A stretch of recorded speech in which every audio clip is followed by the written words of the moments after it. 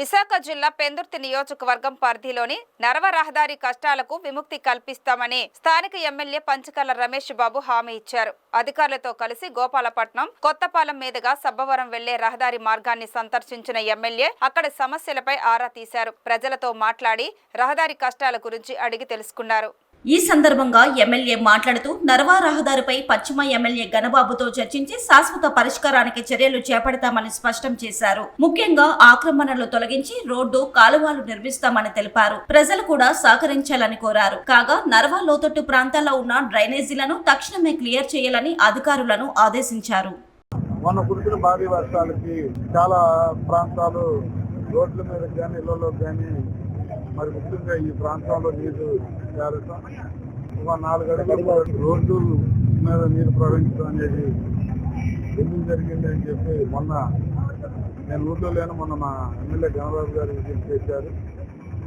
ఈరోజు ఎందుకు అలా జరుగుతుందని చూస్తే ఫ్రీ ఫ్లోయింగ్ డ్రైనేజీ లేకపోవటం కానీ కొంత తలవత్తు కిరాయితీ అని అందరూ చెప్తున్నప్పటికీ కూడా నాకు ప్రతివారికి నాకున్న లిటిల్ అవగాహన ఏంటి అంటే ఎక్కడా కూడా కలవత్తు పక్కన ఫ్రీ ఫ్లోయింగ్ ఉండటం కోసం కిరాయితీ ఉండదు.